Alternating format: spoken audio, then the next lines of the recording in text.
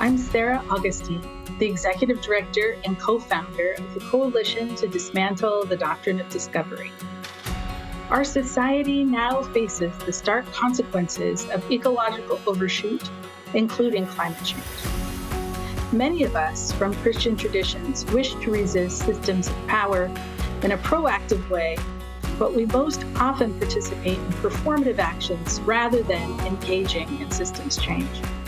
Many of us do not know how to approach systems change. Indigenous peoples have successfully lived sustainably within their ecosystems because they've built systems designed to do this. Let us consider together how we might do so by consulting with Indigenous experts.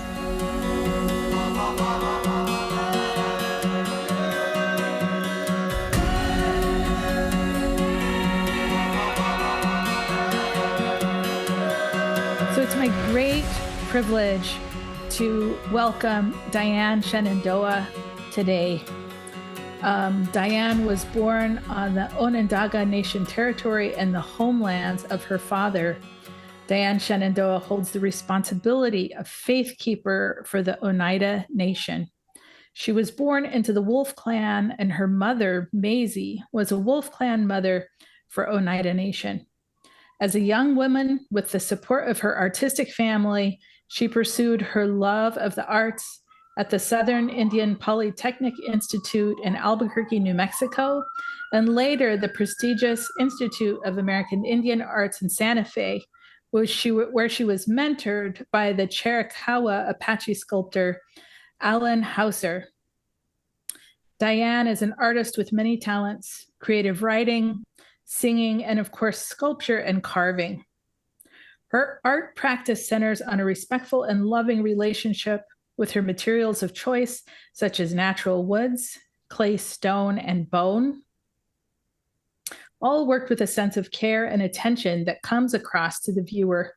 Her sculptures of women, always tenderly depicted, bring focus to the significant roles of women as mothers, nurturers, wisdom keepers, and life givers. And her art is grounded in teachings and philosophies of the Haudenosaunee people, which she generously shares with all of us, granting an opportunity to learn more about ourselves and Haudenosaunee knowledge. In addition to being an artist and a leader within her family, clan, community, and nation, Diane currently serves as a Haudenosaunee, one who helps them, at the Barnes Center at the Arch, Syracuse University, supporting students by sharing Haudenosaunee principles and philosophies on wellness and well-being. Welcome, Diane. We're so glad that you're here with us. Thank you so much, Sarah, for having me. I'm very honored to be here. Dayona Gaangawa Nislade Wagarajat Dawe, Jinigalish Technical Wagwe, Sakliwata, Kalunigate Halu, Sangwa, Ditsu, Danitunda Ganago. I give great thanks for this opportunity to share some of the Haudenosaunee teachings. It is said in our prophecy that one day all people will seek our teachings. So I'm very honored that you would come to me, Sarah. Thank you. A little bit of what I'd like to share with you is I'm from the Haudenosaunee Confederacy in upstate New York. And at one time, there was great wars among our people. And that we had forgotten our original instructions. In our teachings, we are told that all peoples around the world are given a certain set of instructions on how to live in peace through love and harmony with each other, and every country. And the indigenous people here, the Haudenosaunee, we had moved far away from our teachings, and great wars broke out. So they say that, and in the version that I'm telling you, there are many. There are different versions, but this is the one that resonates with me. So they say that during this war, there was an evil chief named Tadadaho, and Tadadaho murdered a fellow named Haimwenta. Haimwenta had 7 daughters, and he had murdered the 7 daughters. And it is said that Tadadaho wanted to marry one of them. Haimwenta didn't want him to. A lot of fighting and killing, and so Haimwenta after his 7 daughters were murdered, they say that he grieved so heavily his heart was on the ground, and he wandered the hills and mountains for days, weeks, couldn't eat, couldn't sleep, couldn't think. His mind was just so jumbled. And he just couldn't take the pain anymore and decided to end his life. So he went to a lake and decided to throw himself into a lake. And when he did, they say the geese lifted the water from him so he wouldn't drown. And we say all things happen for a reason. So when this happened, Hayawenta knew his life was spared for a reason. And he thought he has to come up with a plan to heal his grief, because he was so heartbroken. So he decided to create a ceremony, a grieving ceremony. So as he sat there along the water banks, he looked down and there was a shell there. Some say it was out of cedar, some say it was out of the shell, the quahog shell, the purple night quahog shell. But they say he took that shell and decided to create this ceremony so he would heal. The first bead he created was, he said, this bead is going to represent the eagle feathers, the feather of the eagle, because it is the eagle that carries all of our thoughts and our good prayers up to the Creator.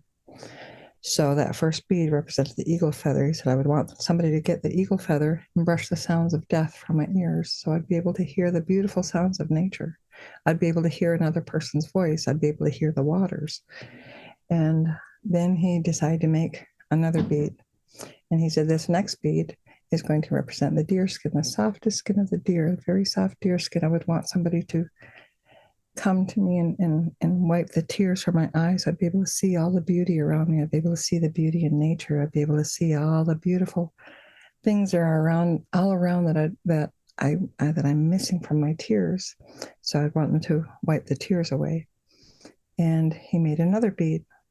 And as he was carving this third bead, he thought, if I was to come across somebody grieving as much as I am, I would want them to hand me a drink of water. The third bead would represent water. So that would wash a lump down in my throat. So I'd be able to talk. I'd be able to communicate with another human being. I'd be able to eat and nourish myself. So as he was doing this, they say that the peacemaker came down through the woods. And the peacemaker asked him what he was doing.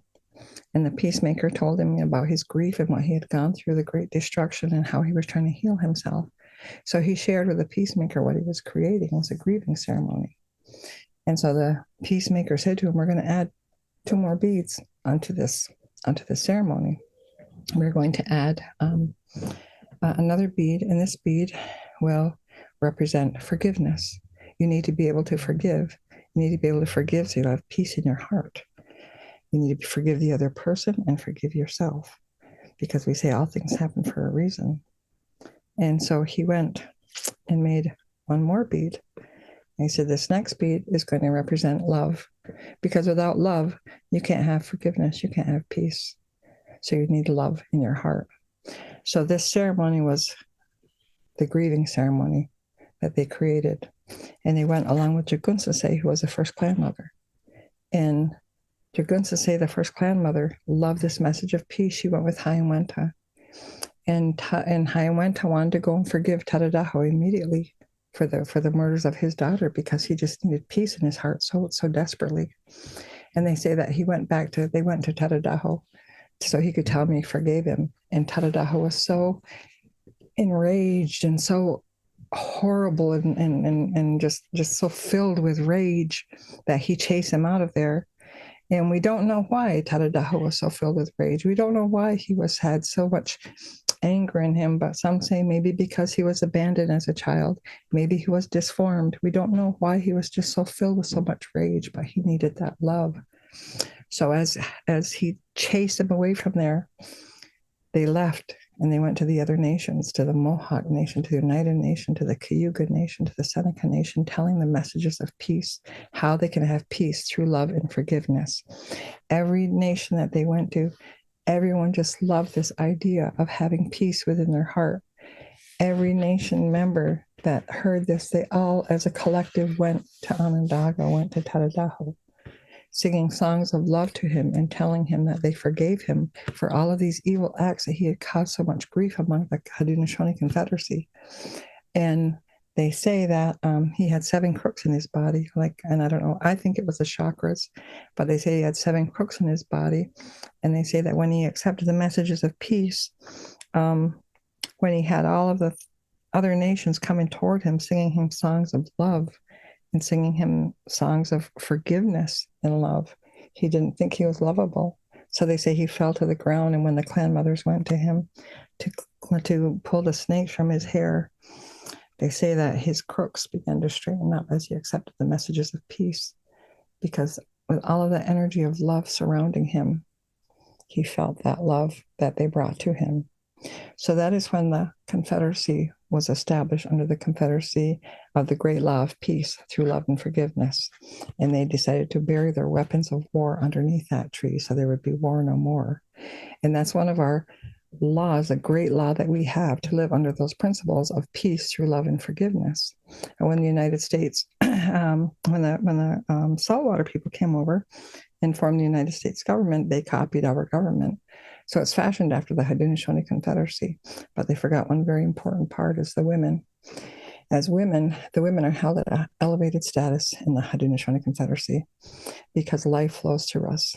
Our origin stories are that we come from the stars. Our beginnings are from a woman who came from the sky world, fell down through sky world here and began this earth here on Turtle Island. That's a whole other story.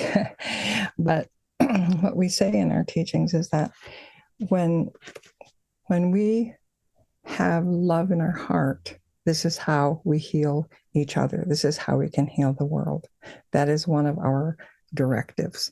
So in order to have peace in our heart, we have to have love in our heart.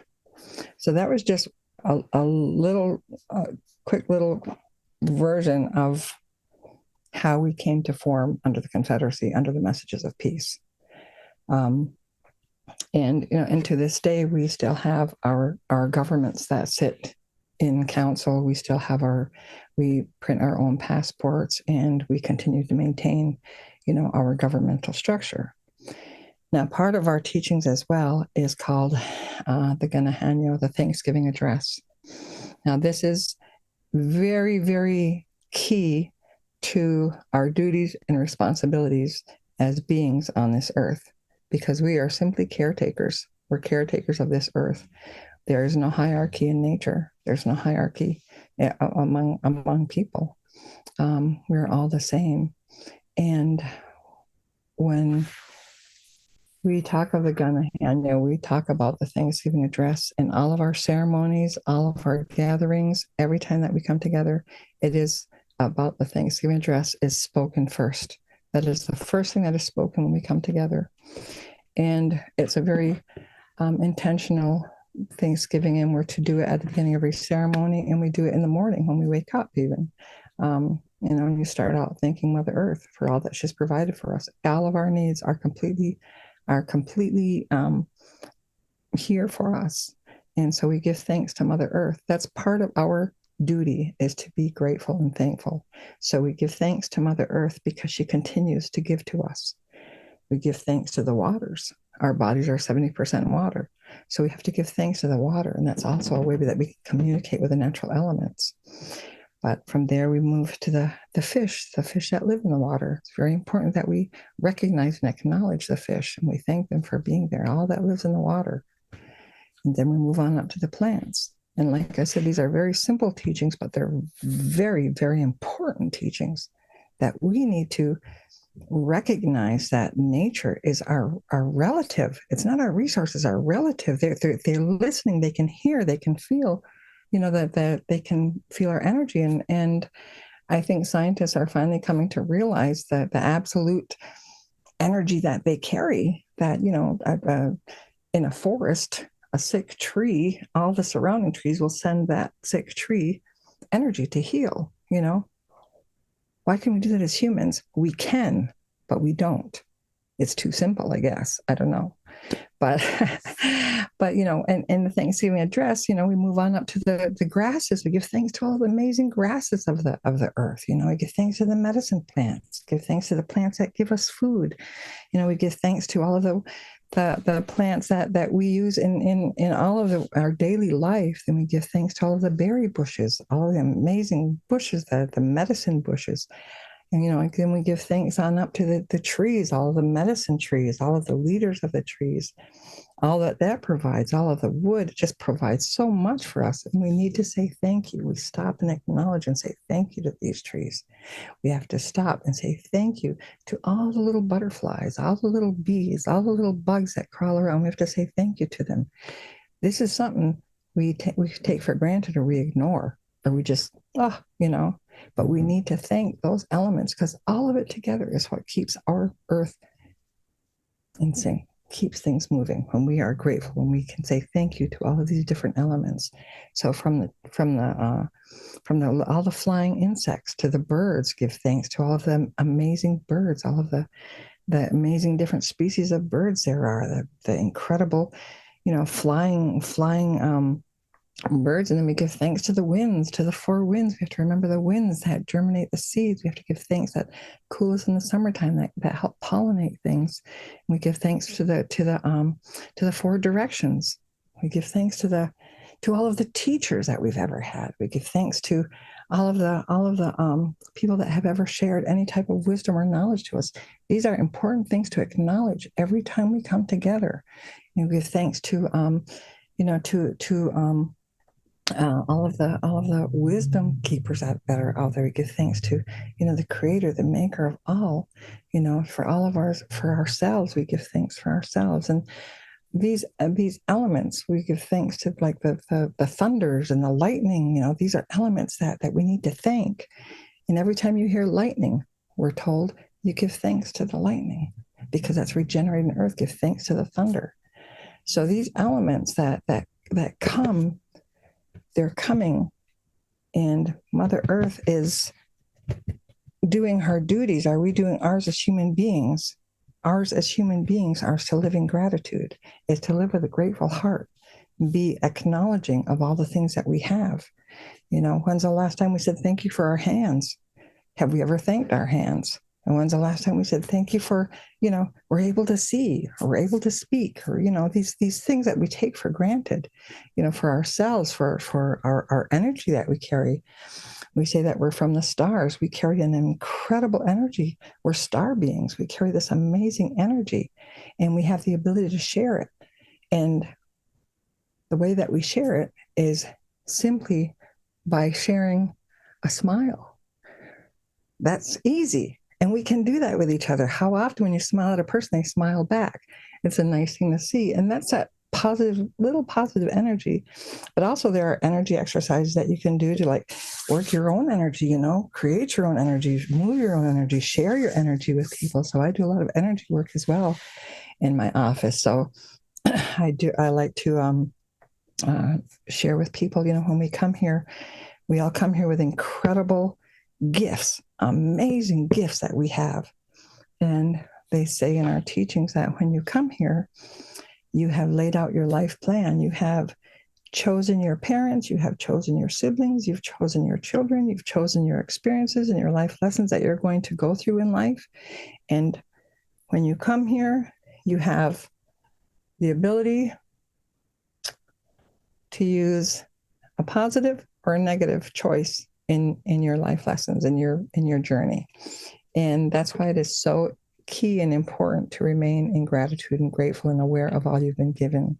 So when opportunities, things come up in front of you, and you have the opportunity to learn a life lesson, if you use it in a good way or learn that lesson in a good way, you'll learn that life lesson and have an easy journey.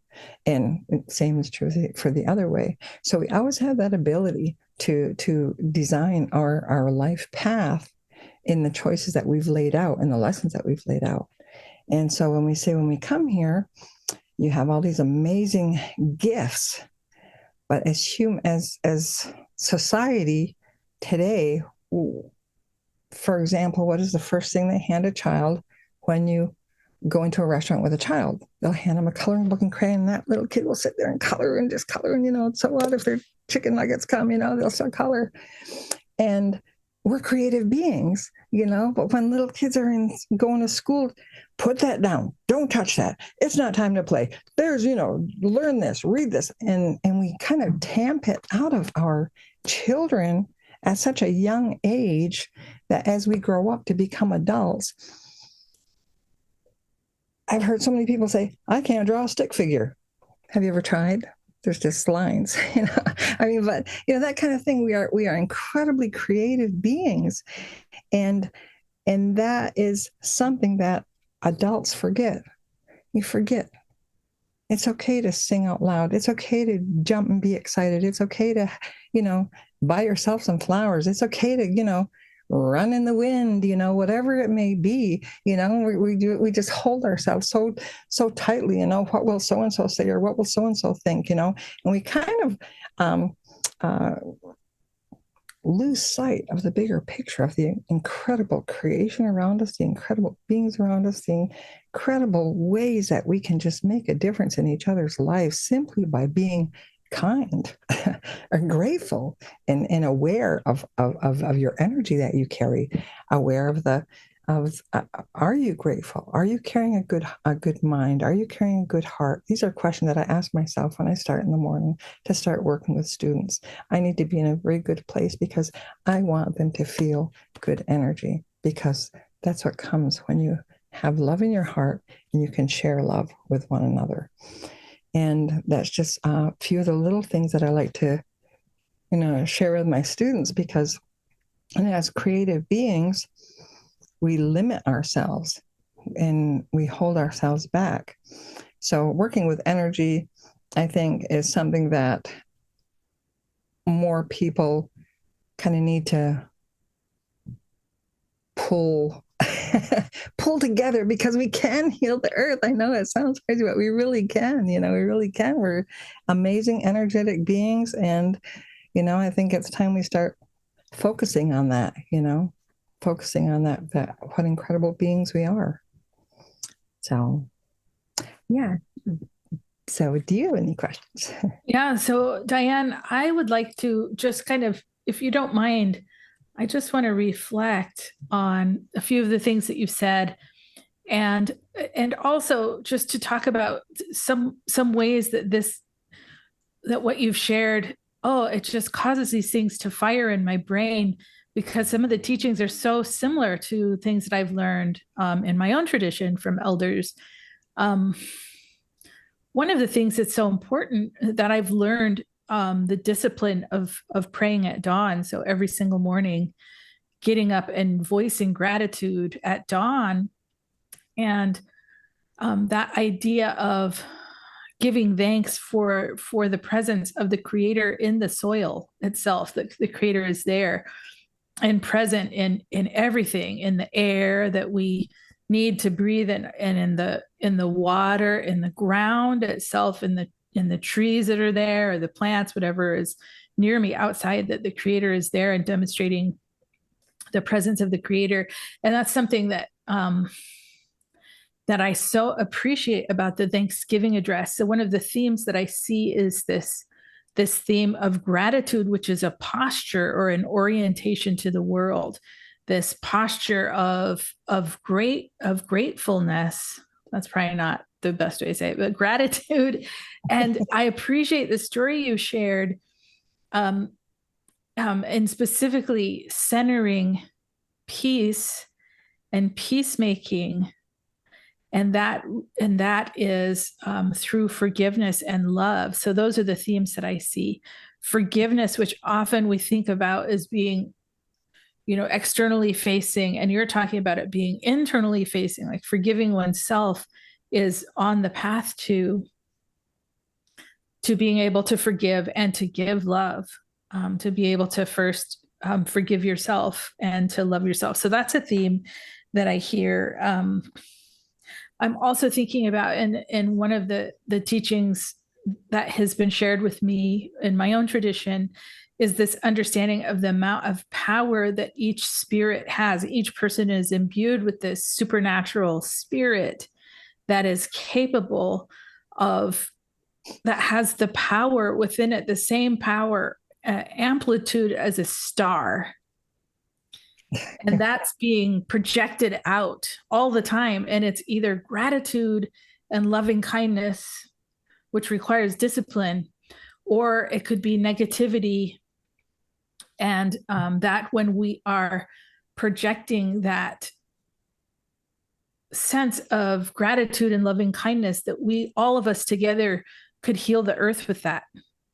That power, it's not a metaphor, that it's actually we're actually capable of healing the earth with it. So that's a commonality, which I just love that, because I'm from a desert people, in northern New Mexico, and the Haudenosaunee are people in the, what I think of as being the far north, from where I came from.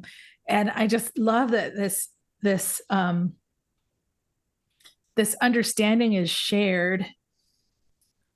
And I'm really thinking about, based on what you said, how do we center forgiveness and love as we think about the foundation of a society?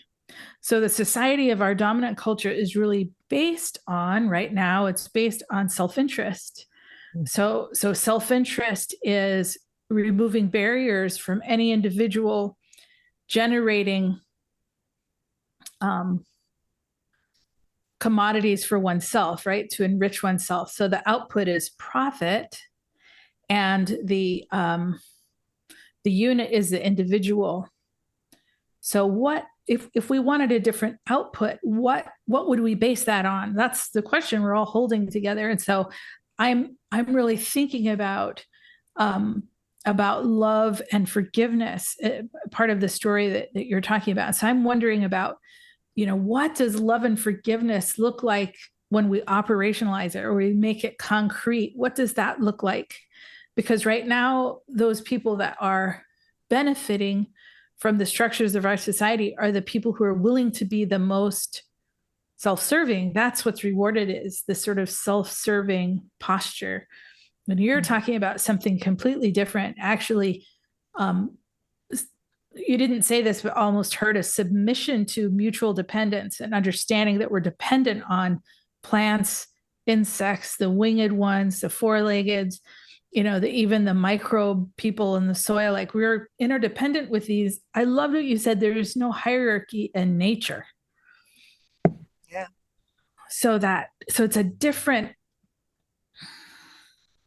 it's maybe a circle instead of a triangle. Oh, definitely a circle. Definitely a circle. if hierarchy is a triangle, which is not necessarily the most stable shape. No, not at all. Not at all. No, it actually has to be a circle, because, and that's part of the situation as well. Community and key is key to the ability to care and love one another. Obviously in any family, but a community. It does take a village to raise a child. It does take, when we lose a loved one, all the surrounding siblings become that person's mother, becomes that person's sister, becomes that person's auntie or grandma, or however. There's always that fill in position of family or community, and that structure needs to be upheld. How many people know the person that lives in the house next door to them these days, or the apartment above them, or how many people know them, and honesty, it's kind of ironic, that as Indigenous people, when we were all placed on reservations, that honestly, that's kind of kept our teachings kind of strong, because it held us together, and kind of supported that. So it was that's really what is lacking in today's society. There is no kind of like, I guess, and not to sound judgmental, but it does. that that there, it doesn't seem that there's an American. I guess the American culture is such that it's it's more of like a kind of a Ken and Barbie kind of culture. Mm. And I don't mean anything negative against Ken or Barbie, but but it just seems like there isn't that the earth, the ground, the way that it's been treated and mistreated and not valued. That's what's baffling to me, is how can they not value the land, and that's part of who we are, that's part of us. So I guess that kind of mindset is so important. And so in community, it takes community. And that's what I try and even share at SU with the students is, when you come here, you're here for 4 years. This is your community, and this is who, you grow with, you walk with, you in with, you eat with. This is your community now, and it's important because that cohesiveness is so stretched out or not even there, even in so many young people today.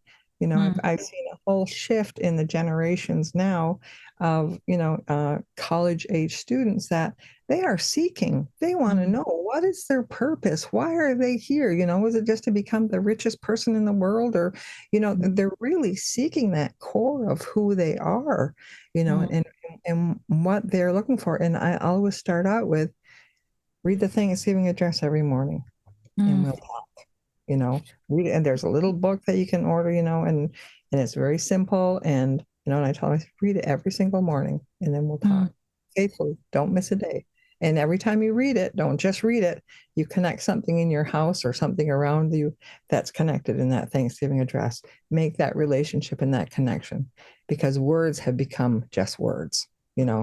It's action. It's the action that you have to take to be able to say, yes, this is where I'm from. This is what I'm grateful for. This is the land that I'm grateful for. This is, how I'm going to live my life in gratitude, not in, not in just ignoring it and walking by and, an I society. So when you say Barbie and Ken culture, what I hear, let me see if I understood you correctly. It's that things are on the surface. The most important thing is what's on the surface. And sort of an orientation or a reason for being is to collect commodities, to buy things. And there isn't an emphasis on going deeper than that. And I hear you talking about the dominant culture, which is kind of what's broadcast to us all. Like, what's important is consuming, your role as a consumer, and it's superficial and it's not very connected to other beings. Is that what? Absolutely. Yeah, absolutely. I mean, I guess, that like the even the American holidays, what's the next one? Easter, what's the next one?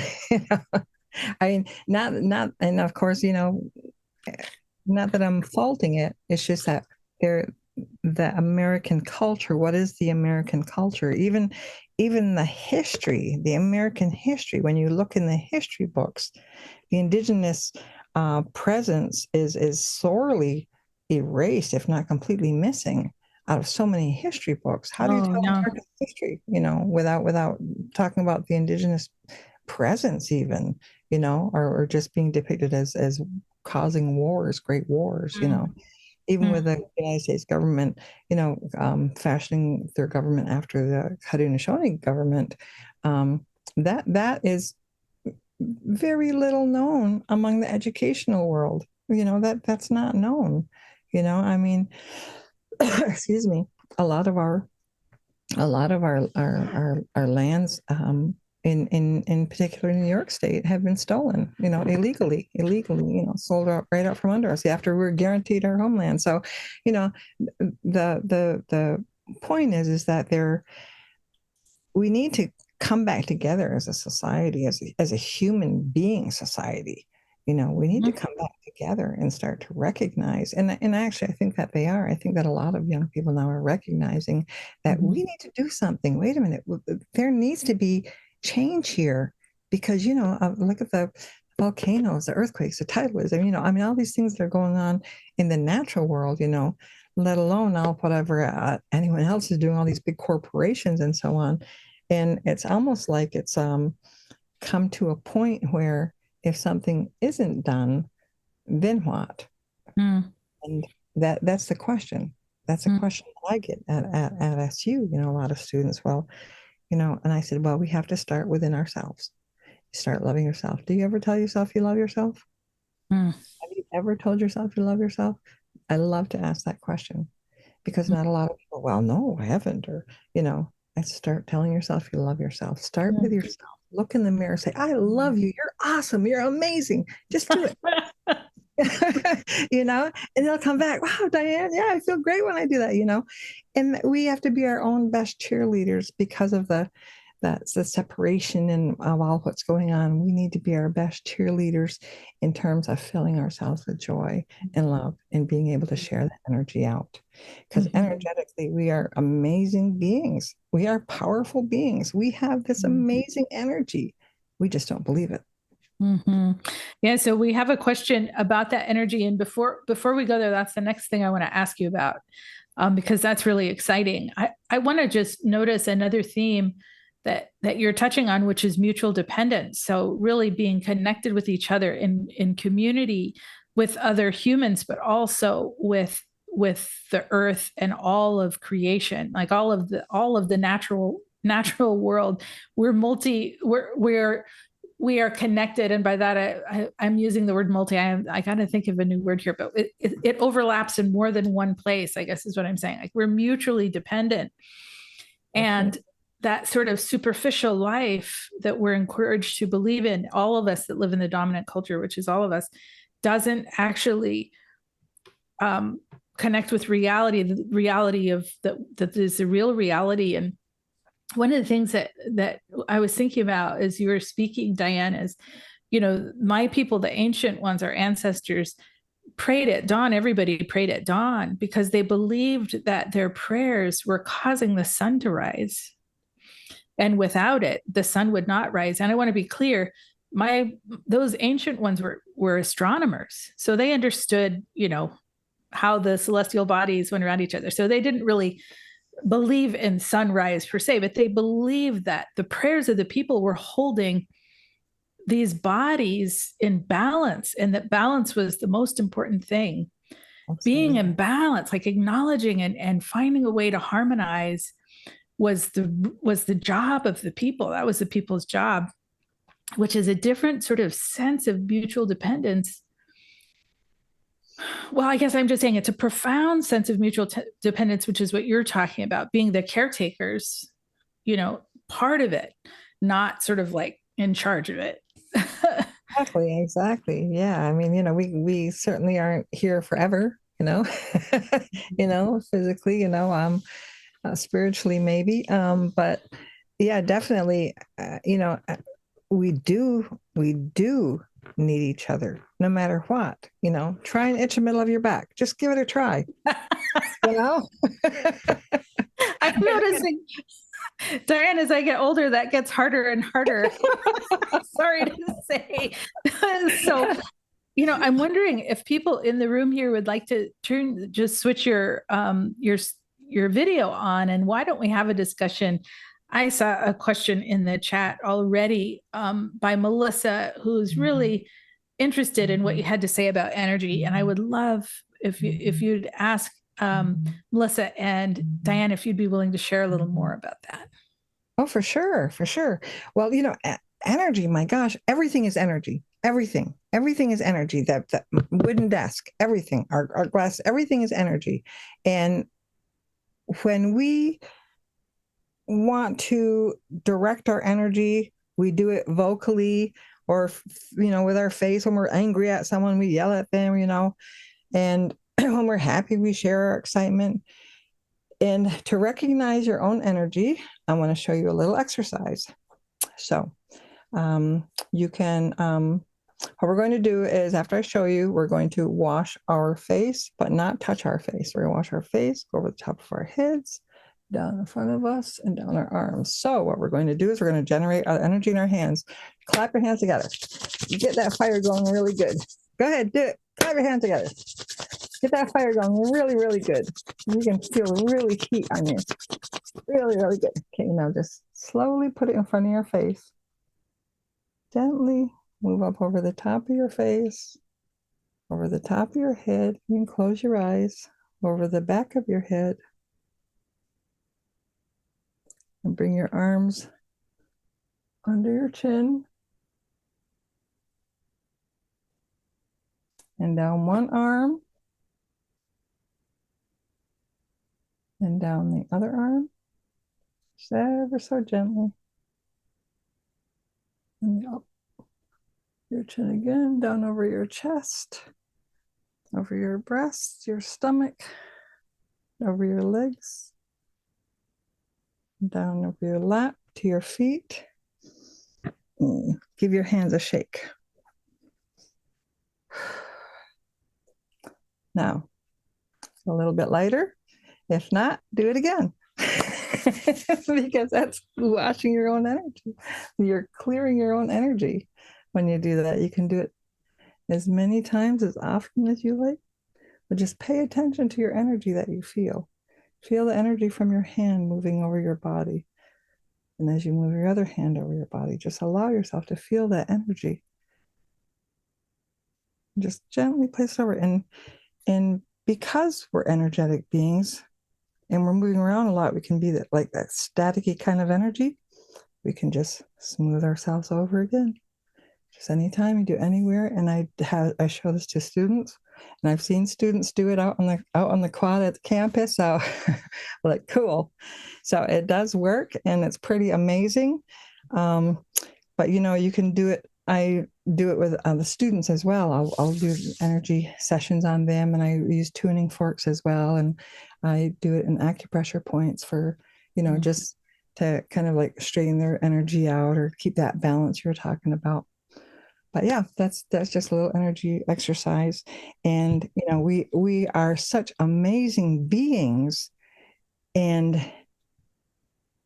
if we decide to, I guess, walk into a room filled with happiness and not let anybody stop us, people are going to start getting that energy from you, that you're happy and that you're filled with energy, and that, they want to be happy too and feel that too. And it's contagious. Happiness is contagious, kindness is contagious. Love is contagious. These are things that are just present, ever present and ready for us to pick up and share and use and give and exchange. These are elements that are always there.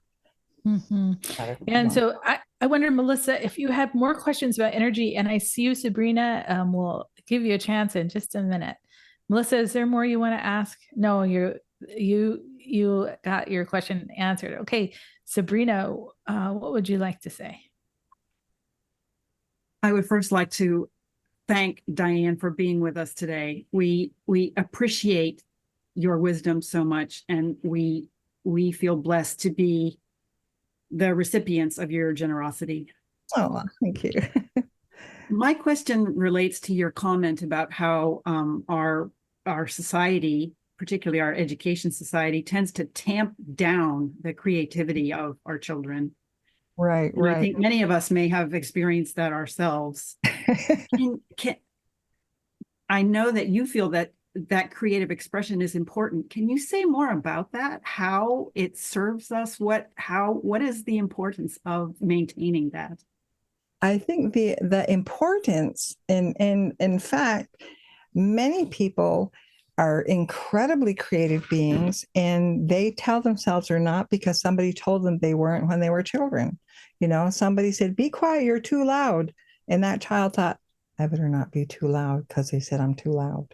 Or somebody said, "Be quiet, you can't sing." So that child grew up never singing, never trying to sing. Maybe in their 30s, 40s, 50s, "Oh, I'd like to try. I always wanted to try and sing. I guess I'll try." And then they find they have a beautiful voice, but somebody told them when they were little they couldn't sing. So, that tamping down, it's kind of a, that's what the educational system does. It just does, I think that in probably like this, I don't know, maybe second or third or fourth grade more so, where it's not time to play, it's time to learn, it's time to read. And I don't know if you've ever seen any alternative schools, but the alternative schools that they have are amazing. I went to an alternative school in Albany, and in that school, like it was, excuse me, sorry, I got hair in my mouth or something. In that school, the math class was they had to build a little box.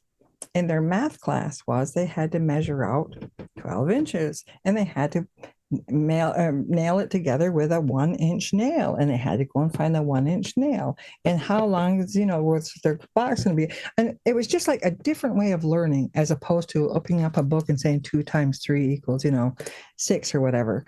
So tamping down a child's creativity, it has been the norm in society. It's the norm in society now, and it's a hard job to be a school teacher, I think, in today's societies, because of the things that you are required to have a child learn. And most children, by the time they get up into second, third, or fourth grade, they've gone through the regimen of don't touch it. It's not time to play. It's time to lay down. It's time to take a nap. It's time to do these, these regimented things. So therefore, they're kind of conditioned into, I can't play now. I got to sit here and do this, or I can't, and I'm not saying that it's right or wrong. What I'm saying is that as adults, we forget this. As adults, we take ourselves too seriously. As adults, we think we have to be just proper as adults. Well, that's not very mature. Well, that was very immature of you. That type of thing. And we forget that. Gosh, we're here for such a short time. Why would you want to spend it in such misery or such, judgment or such harshness or such, negativity? Why? You're here for such a short time. You have incredible gifts and life lessons to learn, and so much beauty around you. And there's so many things going on in the world now that are just so hard and harsh and sad, and and I just send out prayers to them, and in my community we send out prayers. We burn tobacco for them, and and I hold full moon ceremonies every month and ask Grandmother Moon to watch over our earth, and I send up prayers and tobacco for all of the community at SU and all of the community and around the world. These are things and steps that we can take as human beings to heal each other. These are simple, easy steps that we can do every single morning.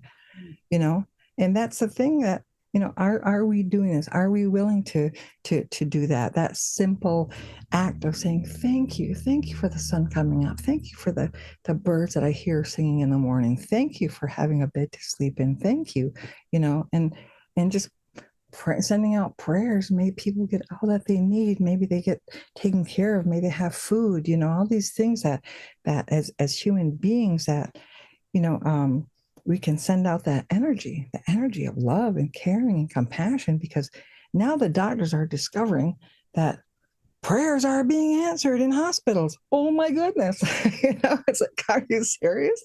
Now they're having people come in and pray at the hospitals out in Phoenix. They've had medicine men come in there and pray over people out in Arizona. So, slowly the world is coming to recognize, prayer. Ding, ding, ding. It's like, So I wanted to just make a process, and there's a question in here, Diane, you can help me find it. So I'm thinking if we're trying to sort of think about our society, and the values I'm hearing is gratitude, generosity, forgiveness. If we asked our institutions to facilitate these things, what a different world we'd live in. So if we asked our criminal justice system to facilitate forgiveness, that's the point of it, is to facilitate forgiveness. That's its job. What a different system it would be. It would have a different everything. The outcomes would be different for sure. But I'm also thinking, thinking about education. If education, the purpose of it, if the founding principles were love and generosity and like creativity, it would produce a different thing. Yeah. It would be so different. I mean, if we're asking that institution to facilitate creativity, because it feels like right now, Sabrina, I don't know if you'd agree with me, that it's designed to facilitate compliance. Oh, yeah. Or obedience. Oh, totally. And I think when we say training, we mean obedience, is it? Like we're trying to get people to comply, not necessarily to generate. Right. Right. I don't know. I'm wondering about that. And so I'm wondering, I mean, this is where my curiosity, how would we design institutions if these are the outputs that we're looking for? That's what I was talking about before, the outputs. And you're talking about mutual dependence. And what if the unit instead of the individual or even the household, what if it was community? Mm-hmm. So the unit is community. And the purpose of the society is to generate or facilitate generosity, forgiveness, creativity, loving kindness. Because every system we have, a human system, is built. They're built to do a thing. Right. They're doing what they're built to do. We could build something else, right? Right. Yeah. No, I totally agree with you. You're absolutely correct in that. Yeah, for sure. Well, I'm wondering, Diane, if you would describe for us, you were talking about your government system. So your government system is designed to do some of these things in governance, is to facilitate consensus. Oh, absolutely. Well, forgiveness. Oh, yeah, definitely. Collaboration. Tell us about that. How does that work? Well, it all actually birth when you're born into your family. The very first dance a child learns, male and female, is a woman's dance. The women are held in very high regard. It's the women that choose the leaders. It's the women that remove the leaders. And the reason being is because they've seen this child grow up from the very from birth. Watch this person grow up. Is it an honest person? Are they kind? Are they loving? Do they forgive? Do they care about all the people? And normally it has to be a married man, and who was chosen as a chief. The clan mothers, the roles of the clan mothers are hereditary. They follow down through the mother's line. And my mother being a Wolf Clan mother, her mother was a Wolf Clan mother, so it's come down through my family. But it's kind of like that community structure that you're born into. And we have 13 ceremonies a year to specifically give thanks for specific things. We just finished our midwinter ceremonies when everything is sleeping. That's when we come together and we renew ourselves for another year. And that's about a 12-day ceremony. And then we have the next ceremony coming up is the maple ceremony, the maple trees. We give thanks to the maple trees. Now, I've heard because of the climate change and whatnot, we shouldn't tap the maple trees this year because it's too much drain on the trees, the sap. So, the next ceremony is, and the maple are the leader of the trees. That's why we have a ceremony for them. Then we have a strawberry ceremony. We give thanks to the strawberries. It's the strawberries that we say that we eat. After we cross over, we eat strawberries on the way to Creator's Land as we walk the Milky Way.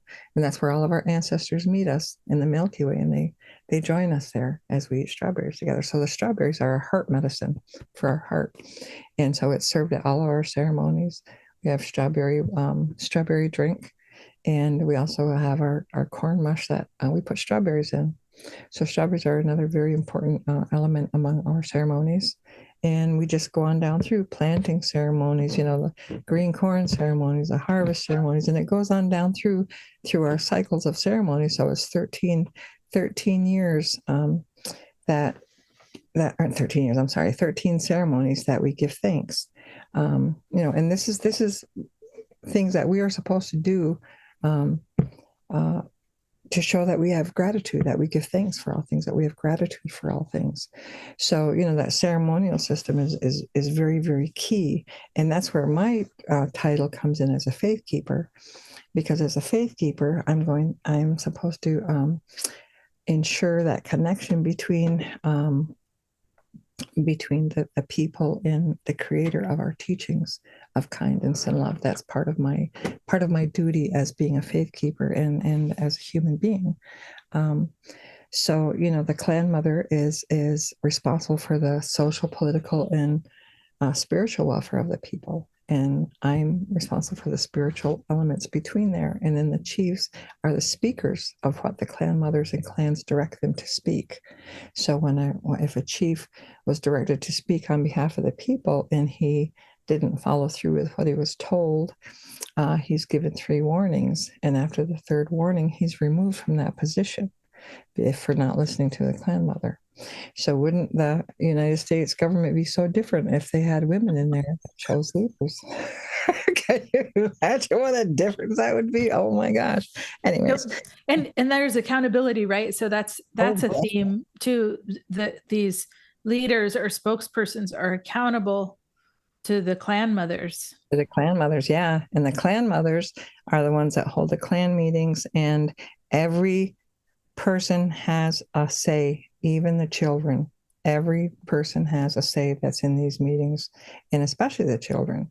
So when we come together to make nation decisions, a clan meeting is done first, then the clan mother gives the direction to the chief, and then it's brought before the whole council.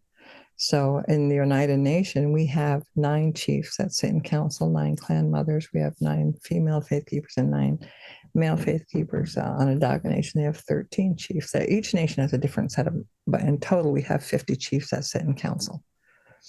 And the purpose of council is to arrive at consensus. Is that right? At consensus. Everybody has to agree. Yeah, you have to agree. Everybody has to agree. If one person disagrees, and they have to start over again, and they have to state a very good reason why they disagree. But it's by consensus. Yes. So everybody is heard. Everybody's voice is heard. Everybody's involved in the well-being of the community. Then, so this is a structure where the center is the community. Yeah. So the unit is the community. Yeah. And the output, I guess, is consensus. Yes. So everybody understands how the decision was made, and knows why, could say it themselves. Yes. Yep.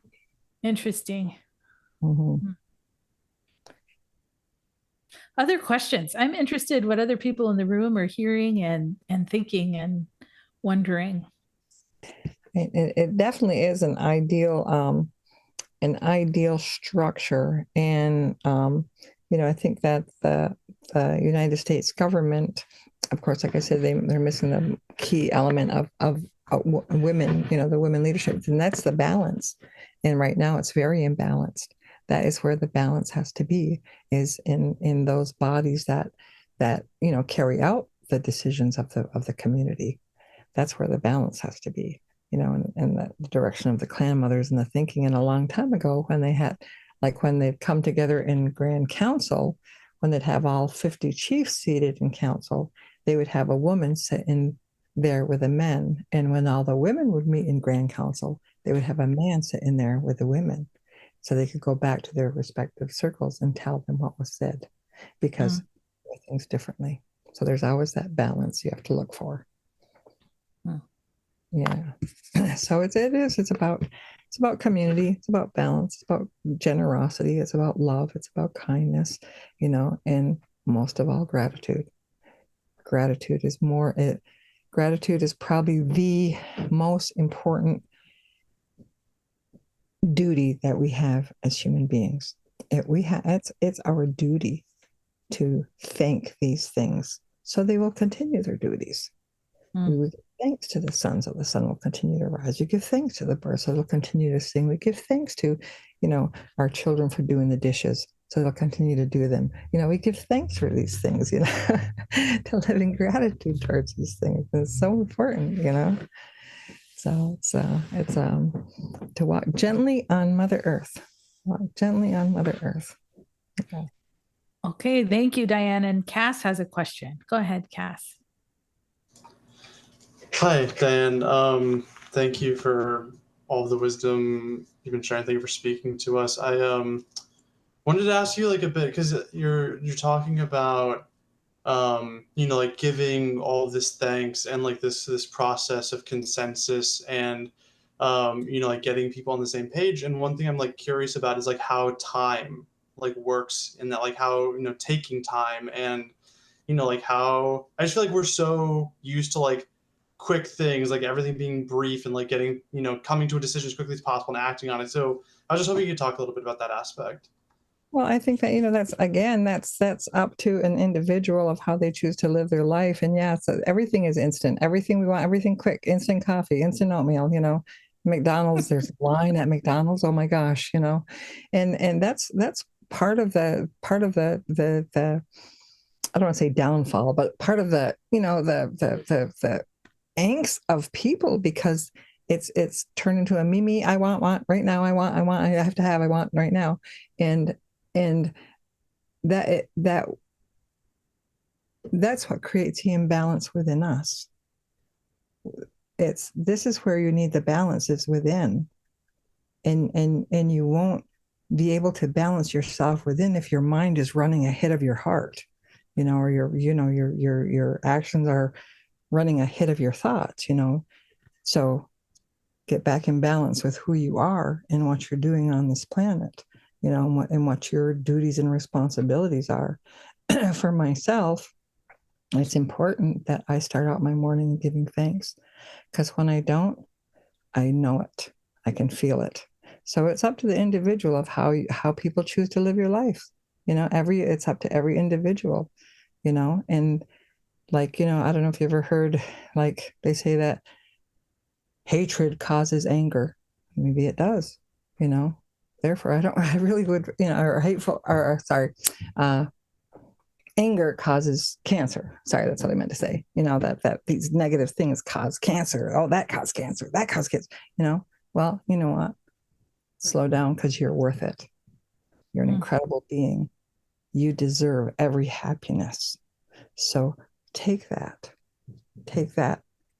deservingness and say, thank you. You're right. I do. I deserve to say, I love me, and I want other people to feel the love that I have. It's a little bit of, I think, changing the view around a little bit, as opposed to rushing. So Diane, one of the things that has been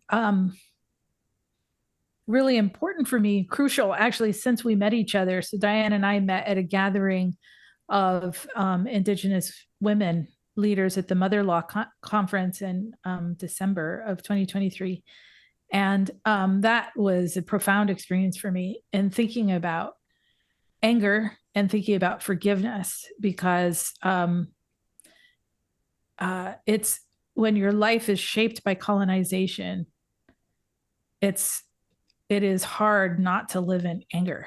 It's hard. And so that challenge that you made there, and others using the story of the peacemaker to really talk about forgiveness, and that I'm not going to say his name right, but the man whose body was crooked, he had 7 crooks in his body, and the nation singing songs of forgiveness for him straightened that crookedness.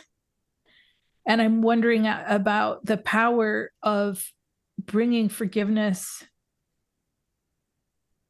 as an orientation, but then also, can we ask our institutions to facilitate forgiveness? Because I think it's supernatural, actually, that forgiveness is not, it doesn't come from your head. You know what I'm saying? Like it requires transformation, maybe. Mm-hmm. I wonder if you could tell us more about that. Well, there's an interesting story. Have you ever heard of Ho'oponopono? Any of you guys? Ho'oponopono? It's amazing. Oh my gosh. And it's I believe it's a Hawaiian teaching. I'm not positive, but it was brought to me by a person named Dr. Hugh Lin, actually a friend of a person of Hugh Lin's, but Dr. Hugh Lin. And he had been studying, the energy of love and forgiveness. And he wanted to do an experiment outside of a criminally insane asylum. And he went there for a year every day.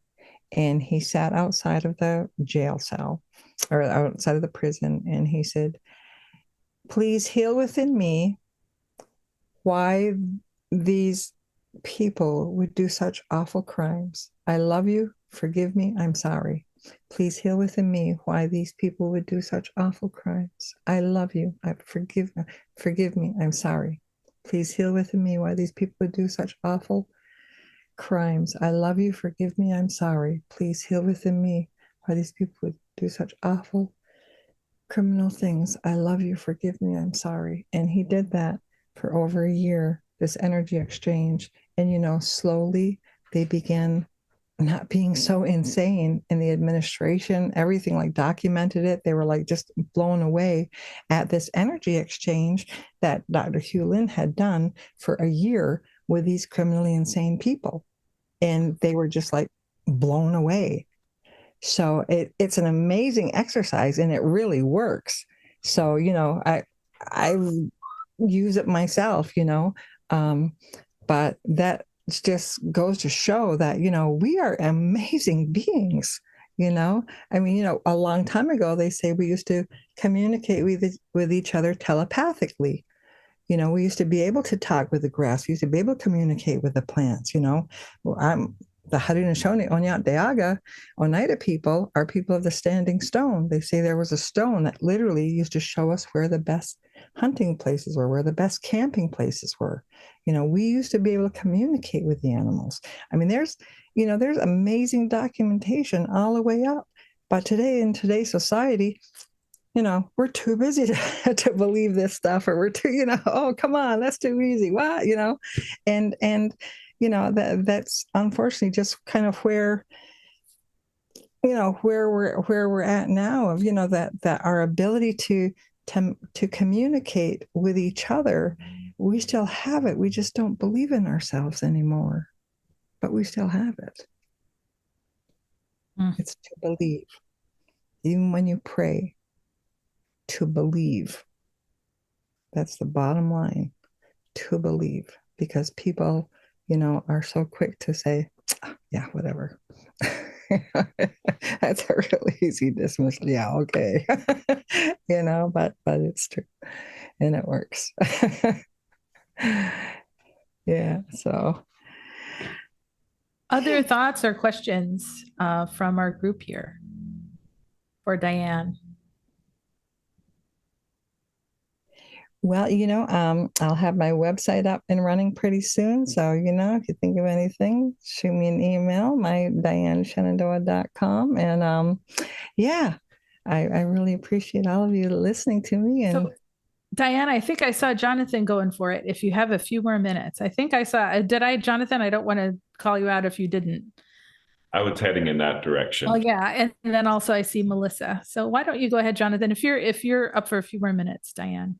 Sure. Okay, great. I don't know if it was so much of a question, but thank you, Diane, for being with us today. What I hear in your message and in your teaching is that it is important to start our day in gratitude, to live in a spirit of gratitude and love, and just underlining this connection that it actually has a material impact on others. It's a way of like transforming relationships from sort of the othering of the enemy to believing that what I bring has material potential to transform what is hurting and what is angry around us. And I just thank you for that empowerment for us to live in that way in community, that we are not powerless to impact those that are harming communities and harming others or bringing harm to us. And just, yeah, if you have more to say on that, really grateful for the potential for the transformation of community that you bring. Thank you. Thank you for that. I really appreciate that. Thank you very much. Yeah, well, it's pretty basic and simple, really, that the way that we choose to live our lives, and do we,